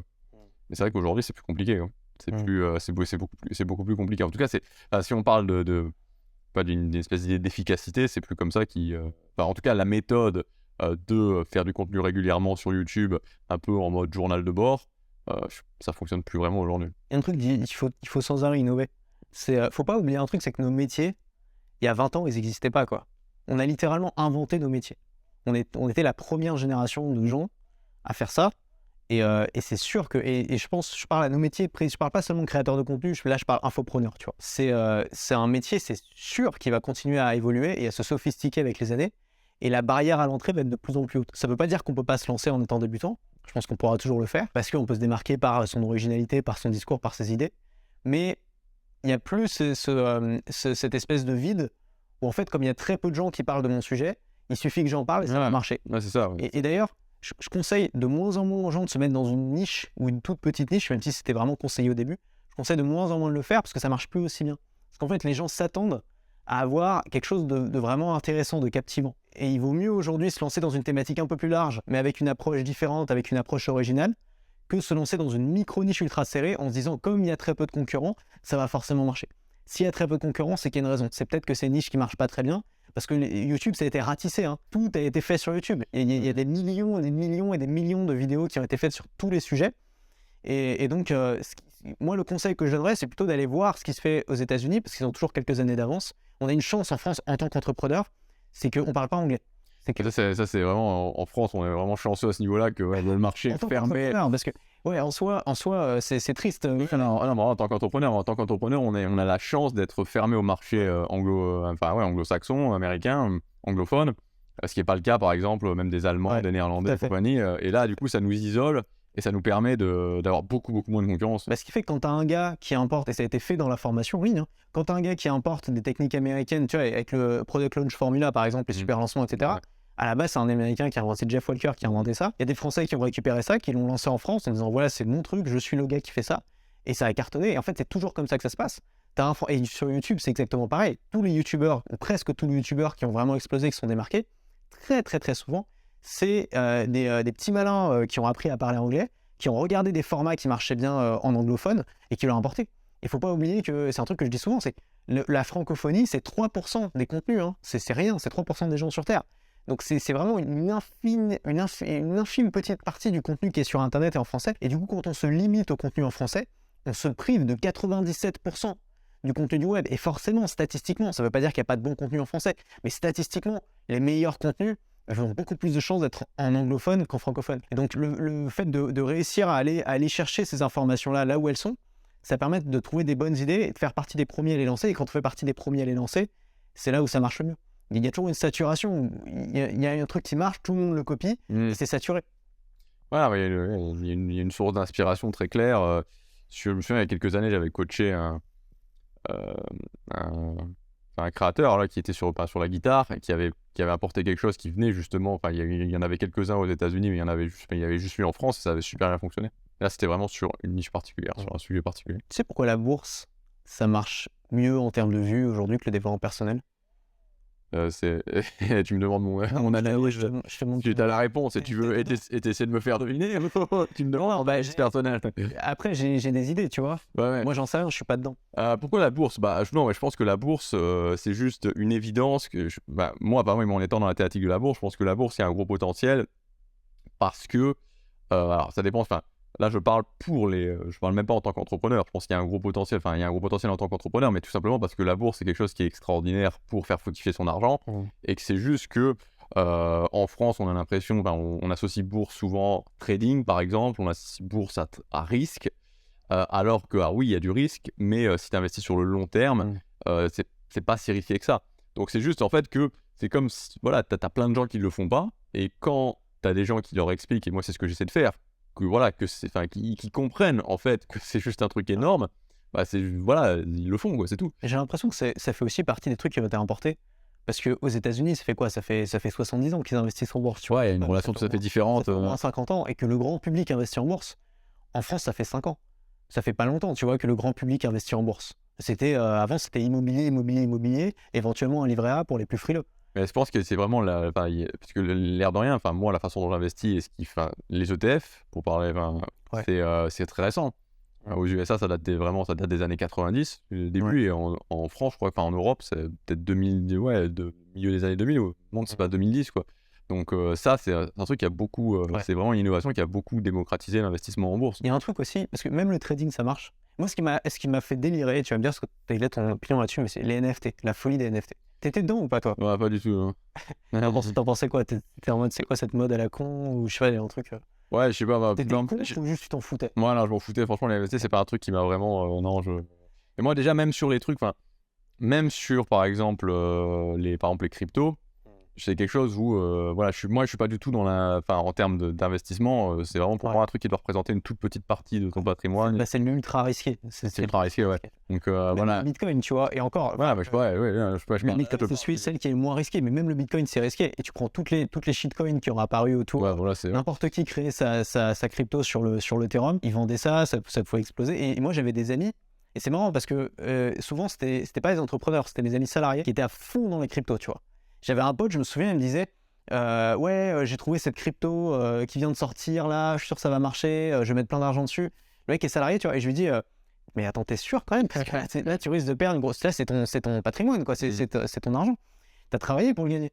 Et il me dit, tu vois, je lui parle des ETF et tout, et il me dit non, mais moi, ça m'intéresse pas de faire 10% par an. Moi, je vais faire x10, tu vois. Mais c'est ça, mais après, voilà, exactement, voilà, t'as résumé exactement tout ce qu'il fallait. C'est que si tu veux gagner beaucoup d'argent très rapidement, que ce soit même en bourse, avec le trading, mais que ce soit sur d'autres, voilà, que ce soit sur les cryptos ou autres, tu as un risque qui est démesuré. Ouais. Voilà, Je pense que ma théorie, la raison pour laquelle c'est mes potes, alors c'est basé sur mes statistiques personnelles sur 5 personnes. Hein. Vas-y. La raison pour laquelle c'est plus les salariés qui sont intéressés par ça, je pense que c'est l'échappatoire. C'est qu'en fait, c'est l'équivalent du ticket de loterie. Tu vois pourquoi la plupart des gens qui jouent au jeu d'argent sont des gens qui n'ont pas beaucoup d'argent ou qui n'ont pas beaucoup de perspectives dans leur métier? Parce que la seule chose qui leur... le seul véhicule qu'ils peuvent imaginer pour devenir extrêmement riches, c'est ça. Parce qu'ils ne voient pas comment ils pourraient devenir extrêmement riches autrement.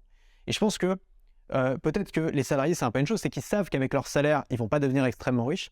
Et donc, ils se disent, c'est peut-être les cryptos. En fait, nos cryptos à nous, c'est notre business. L'équivalent pour nous. C'est qu'on dit, si un jour on devient extrêmement riche, ce sera grâce à notre business. C'est quand même le truc le plus probable. Et donc du coup, c'est peut-être pour ça aussi qu'on est moins dans les cryptos. Moi, j'investis vraiment comme un papa. Hein. J'investis sur des trucs assez safe parce que c'est pas là que j'ai envie de prendre des risques. Tu vois, l'argent que je gagne, j'ai envie de le mettre au chaud. Par contre, là où je suis prêt à prendre des risques, ça va être plus sur le business parce que c'est là où je me dis, ok, on a quand même, on est quand même pas des mauvais entrepreneurs. On peut faire quelque chose là-dedans. Quoi. Ouais, c'est vrai, mais c'est vrai que je pense que tu as raison sur le côté échappatoire, quoi.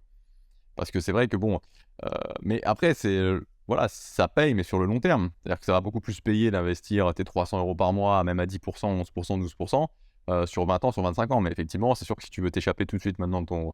Mais voilà, mais c'est dommage, parce que voilà, enfin, après, je sais pas, t'as peut-être pas forcément envie de te lancer dans ce genre de débat avec tes amis, mais ça me semble plus judicieux justement de se lancer dans la création de contenu, de se lancer dans l'entrepreneuriat. C'est quand même. Mais moi, je pense que le mécanisme psychologique qui est derrière ça, c'est un pote entrepreneur qui m'avait dit ça. Il m'avait dit, ce qui marche le mieux, c'est dans tout ce qui est thématique argent. Ce qui marche le mieux, c'est de vendre le bouton pour faire de l'argent. Il m'a dit ça comme ça, tu vois. Et donc, le trading, par exemple, c'est vendu comme ça. C'est vous allez appuyer sur un bouton, vous allez faire de l'argent. En gros, argent sans effort. Les NFT, c'était exactement ça. Les gens achetaient pas des collections NFT parce qu'ils étaient passionnés par le dessin des petits nounours qu'ils achetaient, tu vois. Ils achetaient des collections NFT parce qu'on leur vendait en leur disant c'est votre ticket vers la richesse. Vous appuyez sur un bouton, vous achetez le truc, et le truc, vous allez pouvoir peut-être le revendre 10 fois, 20 fois, 100 fois son prix. Les gens ont tous vu le Bitcoin, ils se sont dit merde, j'ai raté le Bitcoin, il faut pas que je rate ce truc-là. Ouais. Voilà, c'est humain. Hein. C'est humain. Bien sûr. Et moi, je suis tombé dans tout un tas de scams. Hein. Je suis pas du tout là pour juger. Et tous les NFT sont pas des scams, etc. Même si l'immense majorité le sont. Et donc, il y a ce truc-là du bouton magique pour faire de l'argent. Et je me demande si l'intérêt pour la bourse aussi, c'est pas lié à ça. Même si, évidemment, il y a plusieurs façons de le voir. Il y a la façon trading, court terme, bouton magique. Et il y a la façon investissement long terme qui est plus raisonnable, je pense. et sur laquelle il y a un vrai bénéfice.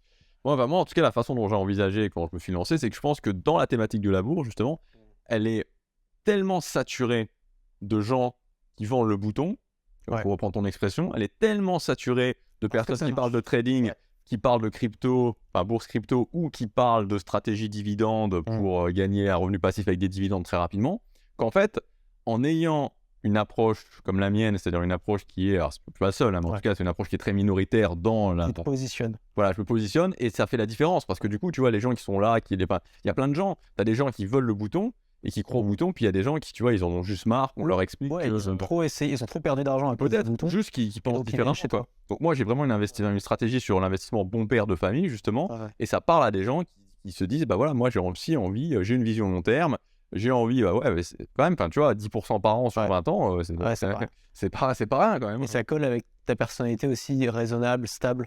Ouais, bah ouais, Parce que tu rassures les gens. peut-être, ouais, je sais pas, mais enfin, raisonnable, je sais pas si je suis raisonnable et stable, mais bon, après, j'ai fait quand même des... En tout cas, c'est ce que tu projettes. Ouais, peut-être, ouais. Peut-être qu'il y a ce truc-là. Donc, ouais, ça colle bien et c'est pour ça que actuellement ça fonctionne bien. En tout cas, voilà, moi, c'est le positionnement et je voulais faire ça. Ouais. Quoi. Je voulais faire ça, je voulais pas rentrer dans un truc. Même dans mathématiques, hein, je vois, si j'enrobe une formation dans un truc qui ressemble à un mouton magique, elle va se vendre beaucoup plus. Là, la dernière formation sur l'intelligence artificielle, elle cartonne. Parce que la promesse, c'est vous allez utiliser cette machine magique qui va vous faire gagner, un temps fou, quoi. Et c'est ça que les gens achètent, tu vois. C'est la magie qui est derrière. Évidemment, dans la formation, on leur apprend à l'utiliser, on leur apprend, tu vois, c'est quand même du travail, il y a des choses à faire. Mais il y a toujours ce truc-là qui est difficile de ne pas utiliser quand tu vois à quel point ça marche. Je pense que notre but en tant que formateur, c'est de vendre ce que les gens veulent, mais de leur donner ce dont ils ont besoin. Donc tu vends le produit le plus désirable possible. Et à l'intérieur du produit, tu mets de la nourriture, tu mets de la vraie nourriture. Tu vends le machin dans un paquet de Pringles, mais à l'intérieur, tu mets de la vraie nourriture, des trucs nutritifs où les gens vont se dire ah ouais quand même, bon, ok, il y a quand même, faut que je fasse 2-3 trucs, quoi. Mais bon, évidemment, c'est sûr que voilà, il y a quand même une notion de rentabilité des thématiques et les thématiques d'argent, enfin voilà, sont quand même des thématiques qui sont très rentables. Quoi. C'est pas forcément... Ouais, c'est des thématiques où l'audience a une grosse valeur. Ça, c'est aussi un truc qu'il faut comprendre. Donc, on parlait de la différence de qualité des audiences. On voit, enfin, maintenant, les youtubeurs le savent, parce que même avec la monétisation YouTube, il y a une grosse différence. Si tu fais du divertissement et que tu fais une vidéo qui fait 10 000 vues, tu vas faire moins d'argent avec la publicité que si tu es dans la bourse, dans des thématiques où il y a beaucoup de choses à vendre et où les choses à vendre sont chères. Donc aujourd'hui, même les youtubeurs le savent parce qu'ils voient avec le... Mais quand tu vends de la formation, c'est encore plus extrême. C'est-à-dire que tu n'as pas besoin, si tu es dans le domaine de la bourse, si tu es dans le domaine de l'immobilier, si tu es dans le domaine retour sur investissement et même de la séduction, ouais, c'est vrai quand même. En fait, dans tous les domaines où il y a de la valeur. Donc en gros, c'est 3 trucs dans la formation en ligne. C'est l'argent, les relations et les... c'est quoi le dernier truc ? La santé. Et la santé, voilà. L'argent, les relations et la santé. C'est là qu'il y a des trucs à vendre. Et donc, c'est des thématiques dans lesquelles il n'y a pas besoin de faire des centaines de milliers de vues ou des millions de vues pour bien, voire très très bien gagner sa vie avec. Notamment dans des thématiques comme l'immobilier, où tu peux vendre une formation de 10 000, 20 000 euros à 3 personnes par mois. Tu fais 30 000 à 60 000 euros par mois en ayant fait 3 ventes. Et pour faire 3 ventes, tu n'as pas besoin d'être millionnaire en vue, quoi. Tu n'as pas besoin d'être une célébrité. Et donc plus tu es dans une thématique de valeur, moins tu as besoin de faire d'audience. Après, ça ne veut pas dire que c'est pas intéressant de faire d'audience, parce que tu peux être hybride. Toi, tu es un peu hybride. Si tu ne vends pas des produits extrêmement chers, moi non plus. Et donc, on a besoin de faire un peu de volume, mais du volume de qualité. Et si tu fais du volume de qualité, que tu arrives à trouver ton prix juste, ton sweet spot, moi je sais que c'est 200 euros, c'est là où je vais faire le plus d'argent. Si je faisais du high ticket demain, je le sais, parce que ça m'est arrivé de vendre des produits plus chers, des événements, des trucs comme ça, tu vois, des voyages et tout. Je le sais, si je vendais du high ticket demain, pour tout l'effort que ça me demanderait, pour tout le travail que ça me demanderait, mon taux horaire serait plus faible qu'en vendant des formations à 200 euros. Je gagnerais moins d'argent. Donc il faut connaître, tout ça c'est des trucs à étudier dans son marché, mais il faut connaître ton sweet spot, ton bon prix, il faut connaître la bonne audience que tu vises, il faut trouver le juste milieu entre des contenus suffisamment intéressants pour attirer un peu de volume, mais pas trop bas de plafond, pas trop divertissant, pour pas faire fuir les vrais, ceux qui vont acheter. Et tout ça, c'est une recette. C'est compliqué. C'est tout le travail qu'on fait en fait. Exactement. C'est vraiment le système est ajusté. C'est ça qui est intéressant dans le business, c'est qu'un business n'est pas l'autre, c'est basé sur tellement... Enfin, voilà, il y a quand même des grandes notions qui reviennent, la croissance, l'engagement, etc. Mais après, ça dépend de beaucoup de choses, ça dépend de la thématique, ça dépend de toi, ça dépend de... Donc, c'est ça qui fait que tu peux pas non plus totalement tout dupliquer. Et voilà, il y a de la marge avant que les intelligences artificielles nous remplacent complètement les business en ligne. Parce que là, je vois régulièrement les vidéos passées, là, je parle pas de toi, mais ouais, c'est un sujet ChatGPT qui revient régulièrement. Bon, je t'ai un peu emmené vers mes sujets, mais j'aimerais juste qu'on revienne un petit peu, avant de terminer, sur les trucs que tu maîtrises et que tu as pu expérimenter. C'est quoi, tu dirais, si tu devais... Alors, c'est toujours chiant cette question, je sais. En plus, je t'ai pas prévenu. Mais si tu devais résumer en un truc, le truc peut-être le plus important pour vraiment changer sa vie. Ah bah moi je le sais, j'ai pas besoin de réfléchir. Pour moi, c'est ce que voilà. Moi en tout cas, alors si je dois juste donner, pour ne pas donner juste la réponse comme ça, donner un petit peu de contexte, pour améliorer sa vie, en tout cas moi la métrique la plus importante dans cette idée d'améliorer sa vie, c'est les résultats. Moi je pense que je ne mets pas du tout la sensation, le fait de se sentir bien, etc. sur un piédestal. Alors ça veut pas dire qu'il faut chercher à se sentir mal, mais je pense que très clairement quand tu améliores ta vie, tu vas pas toujours passer même.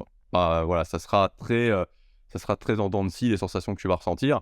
Donc les résultats, pour avoir des résultats, moi ce que je pense c'est que le meilleur véhicule pour avoir des résultats c'est de se concentrer sur le quotidien, chaque journée. Ton slogan que j'adore, c'est chaque jour. Voilà, chaque jour compte. Voilà, dans ma vision des choses, c'est vraiment le fait que la journée d'aujourd'hui, ma vie dans 10 ans, que ce soit dans 1 an, 2 ans, 5 ans, 10 ans, elle est déterminée. C'est vraiment l'accumulation de chaque journée. Donc, le meilleur véhicule pour progresser dans sa vie, c'est le quotidien. Et donc, pour répondre à ta question, vraiment, je pense qu'une des fondations du succès que tout le monde, d'amélioration de sa vie, que tout le monde peut mettre dans sa vie, c'est de se dire, ok, tous les jours, 60 minutes vers mon objectif numéro 1. Tiens, le premier conseil que je donnerais, si je devais vraiment donner un conseil pour moi le plus efficace, c'est... Alors, je sais bien que la thématique de se lever le matin, mais c'est pas forcément de se lever le matin, mais si j'arrive à tous les jours, quand je me lève, peu importe que je me lève à 6, 7, 8 ou 9, et à agir ne serait-ce que dès le matin, 1 heure sur mon objectif principal, que j'en fais vraiment une fondation de mon succès, que je le fais tous les jours, je vais avancer. Voilà, je vais avancer. Alors, encore une fois, il faut ajuster, il faut pas faire n'importe quoi, il faut pas tomber un petit peu dans la zone de confort des habitudes, parce que ça peut être aussi un piège, mais si je fais ça et que j'ajuste, je vais avancer. Mon conseil, c'est ça. Voilà. Je suis assez d'accord avec toi. Et c'est vrai que c'est un peu à contre-courant de ce qu'on entend beaucoup aujourd'hui. Où on parle peut-être moins des résultats. Ah ouais, non, c'est vrai plus de santé mentale ou de bien-être. Ouais. C'est quoi toi de ça? Moi je pense que je pense qu'il n'y a pas de bien-être. Oui, c'est plutôt la notion de bonheur. Moi sur mon idée de la notion de bonheur, c'est que les sensations sont changeantes. Voilà, comme je te l'ai dit, moi de mon point de vue, les sensations sont changeantes. C'est pas une donnée sur laquelle on peut vraiment bâtir quelque chose. Et c'est pas vraiment une donnée sur laquelle on peut. C'est-à-dire, c'est pas parce que tu te sens très heureux à un moment donné que ta vie est bien. Parce que tu peux très bien, je sais pas, avoir une vie qui te convient pas et puis à un moment donné avoir une très bonne nouvelle et boum, tu te sens heureux. Et à l'inverse, c'est pas parce que tu te sens très malheureux à un moment donné que ta vie n'est pas bien. Tu peux avoir construit une très bonne vie et à un moment donné, je sais pas, tu te sépares par exemple, c'est pas sous ton contrôle et tu te sens pas bien. Et ça remet pas en question toute ta vie. Donc voilà, moi je suis pas un fan de l'introspection. Je pense que essayer d'être bien en étant en restant où j'en suis dans ma vie, en stagnant dans ma vie, ça ne fonctionne pas. Voilà, je pense que c'est le mouvement. Voilà, le mouvement, qu'est-ce que je veux, voilà, direction, mouvement, et je commence à avancer. Et vraiment, moi je pense que se sentir bien, c'est pas la notion forcément de bonheur, mais la notion de se sentir bien, la notion de satisfaction, elle n'est pas beaucoup plus compliquée, je veux dire, vers où je veux aller, et tous les jours, je peux valider que j'avance un petit peu. C'est ça qui donne un sens aussi à... Ouais, ça donne un sens, ça fait se sentir fier de soi, voilà, même si ça prend 2 ans, 3 ans, 4 ans, 5 ans, c'est pas grave, je vais y arriver. Ça finit toujours par arriver quand on le fait. Vraiment, moi j'ai fait des trucs, tu vois, par exemple le fait de m'installer en ligne, je reviens là-dessus parce que c'était tellement inimaginable pour moi. Quand on continue, ça finit par arriver. Donc voilà. Et t'en es la preuve vivante. Je suis pas sûr que je suis la preuve, mais je pense que voilà, en tout cas j'essaie à mon niveau de montrer que quand on continue, on finit par y arriver. Bah écoute, merci. Je t'adore vraiment, Gabriel. Je dis ça à personne dans les interviews, mais je t'adore parce que je trouve que tu es super inspirant. Ce que tu fais, ce que tu incarnes, la vie que tu t'as menée est super inspirante. Je pense que beaucoup de gens peuvent s'identifier à toi parce que, tu vois, on montre toujours sur Internet, sur les réseaux sociaux, on montre le meilleur, mais on ne parle pas vraiment de ce qu'on a vécu, des douleurs, des difficultés du quotidien. Et toi, tu as une grande transparence là-dessus, ce qui fait que vraiment, on peut s'identifier à toi et à dire, OK, si lui, il l'a fait, je peux le faire. Et puis, il y a la dose de motivation que tu envoies tous les matins à ton audience en leur donnant à chaque fois un truc dont ils ont besoin. Enfin, voilà, tu es une source de contenu et d'inspiration saine dans un univers où c'est difficile de trouver ce genre de choses. Ah, c'est très gentil, ça me fait vraiment plaisir ce que tu dis. Ouais, donc j'apprécie beaucoup. Et je suis ravi d'être venu te voir ici en Corée, c'est cool. J'espère que ça va pas trop distrait les gens. On trouvait ça marrant d'avoir une émission. Moi j'ai essayé de, voilà, je l'avais juste derrière, là, C'est trop drôle. On dirait TikTok avec les sous-titres, les machins, les nounours. la télé coréenne, c'est assez spécial. Tiens, tu vas m'expliquer ce qui se passe, tu vois, ça m'intéresserait parce que vraiment, ok, c'est quoi, c'est des jeux Je sais pas, mais moi j'ai pas de télé, je regarde pas la télé, donc tu vois, je veux dire, Ouais, je pourrais pas, mais ouais, je sais pas, j'ai l'impression que je sais pas ce que c'est, là, ça va un peu trop vite pour que, puis en plus ils ont une police d'écriture, enfin déjà que le coréen, mais là il y a une police d'écriture bizarre, je sais pas ce qu'ils font. J'aurais juste une dernière question quand même, j'ai pas pensé avant, mais Ouais, vas-y. c'est parce que t'as l'air d'être pas trop sujet à la distraction et de bien contrôler la manière dont tu vis tes journées. Tu te lèves très tôt tous les matins à 5h, c'est ça, quelque chose comme ça? Ouais, bah, je varie quand même beaucoup, hein. Quand on dit je varie, c'est pas, je me lève pas à 9h, mais je veux dire, je varie, là, actuellement, je suis plus sur 5h45, 6h, mais on va dire que entre 5 et 6, globalement, je me lève le matin à la semaine. Et je décale, en général, de 2 heures le week-end. Comment tu fais pour pas te laisser distraire, pour lire des livres, pour rester focus sur tes objectifs, tout ça? Comment je fais? Ben, je pense que c'est vraiment le fait que ce que je fais est tellement, enfin, le matin, je fais toujours la même chose. Donc, je sais que je me lève, je commence à travailler sur mon objectif, je vais à la salle de musculation, je tourne mes vidéos. Donc, au bout d'un moment, c'est. Routine. Ouais, la routine, ouais, c'est la routine. Tu répètes et ça devient instinctif. C'est ça, ça devient instinctif. Alors, après, franchement, il y a des jours où c'est plus dur que d'autres, hein. C'est ce que j'adore, c'est, tu sais, tes vidéos, je sais que tu les tournes le matin. Et tu vois, parfois, quand je regarde tes vidéos, parfois, je vois que ça n'a pas été facile. Tu as des scènes, t'es fatigué. On sent que ce matin n'était pas facile. Et je trouve ça d'autant plus inspirant parce que ça montre que tu t'en fous que ce soit pas facile, c'est ta routine, tu l'as fait, c'est tout, tu vois. Ouais, je sais pas, surtout que bon, après sur les vidéos quotidiennes, tu vois, vu que bon, en moyenne, j'en tourne 2 à chaque fois. C'est pas tous les jours que je fais, parce que le week-end, je tourne pas, donc forcément, je suis obligé d'en faire plus qu'une par jour. Mais ça va quand même très vite, tu vois. Donc si tu te dis, j'en fais pas une semaine, bah t'en as 7, donc il faut faut quand même avoir cette idée d'en faire régulièrement. Plus cet hiver, là, je sais pas ce qui s'est passé, bon, détail personnel, mais pendant toute la période du Covid, j'ai pas du tout été malade. Alors, j'ai l'impression que cet hiver, j'ai ramassé pour tout le monde aussi. toutes les années. Je me suis pris, je sais pas, j'étais malade 4-5 fois. Et des fois, des jours, ouais, pendant une semaine, et je dois quand même tourner des vidéos parce que sinon je me retrouvais. Donc c'est vrai que j'ai une tête un petit peu. Les gens me le font remarquer, ouais. Surtout les mecs, surtout sur les shorts, quand je me dis, ouais, t'as l'air fatigué, ouais, je sais, ouais. Mais voilà, tant pis, je me dis, c'est pas grave. Après, j'aime bien aussi cette idée-là parce que ça montre que c'est moins présent dans les autres thématiques. Tu vois, par exemple, la bourse, ça m'est arrivé de tourner des vidéos sur la bourse où j'ai vraiment une tête super fatiguée, mais j'ai pas de remarques par rapport à ça. On a l'impression, je sais pas, dans l'amélioration personnelle, que le mec qui parle d'amélioration personnelle, tu vois, il est super en forme tous les jours, que tout va bien et tout, mais non, tu vois, c'est. Ouais. Ah non, c'est des gens normaux, hein. Faut pas croire. Ouais, c'est ça. Ouais. En tout cas, ouais, t'incarnes ce que tu dis et c'est ça qui est inspirant. Et c'est ça que j'apprécie. Écoute, où est-ce qu'on peut te retrouver, Gabriel, pour ceux qui ont envie de te suivre? Pour ceux qui sont intéressés par l'amélioration personnelle, c'est juste Gabriel Clément. Ma chaîne s'appelle Gabriel Clément. Et pour ceux qui sont intéressés par la bourse, c'est l'investissement en bourse pour tous. Top. Un mot de la fin ou pas particulièrement? Un mot de la fin. T'es pas obligé, je déteste moi. C'est ça, tu le C'est impossible. Ouais, non, je sais pas si j'ai vraiment de mot de la fin. Le truc que tu vas dire maintenant, c'est le seul truc que les gens vont retenir, c'est le plus important. Non, ouais, si j'ai juste un mot à dire aux gens, c'est que voilà, peu importe où si on va terminer sur une note. C'est-à-dire, qu'est-ce que je pars sur un truc très divertissement ou est-ce que je pars sur un truc sérieux? On va finir sur un truc sérieux. Voilà, que peu importe où vous en êtes, dans votre vie, voilà, actuellement, voilà, c'est vraiment le potentiel de changement, il est dans la journée d'aujourd'hui, dans la journée de demain, et donc voilà, de se concentrer vraiment sur le quotidien. C'est vraiment un truc qui peut, enfin, quand je le répète, et peut-être que pour certaines personnes qui me suivent, mais c'est vraiment, moi, des fois, justement, parce qu'on parlait il y a des fois des jours où ça va pas, il y a des trucs qui vont pas, où je me sens pas bien, où j'ai l'impression de patiner dans le business, tu vois, et je me dis, voilà, je me concentre sur la journée d'aujourd'hui. Donc voilà, se concentrer sur le quotidien, et voilà, je pense que c'est la réponse, elle est là-dedans. Merci beaucoup. Merci et abonnez-vous à ma newsletter. Et abonnez-vous à la newsletter. Ouais. J'ai beaucoup appris, j'ai quasiment tout appris du business par Antoine. C'est grâce à toi, vraiment, si j'en suis là aujourd'hui. Donc voilà, il y a vraiment de la valeur dans ce qu'il dit. Donc abonnez-vous à sa newsletter. Merci, c'est parfait. Ciao. Salut.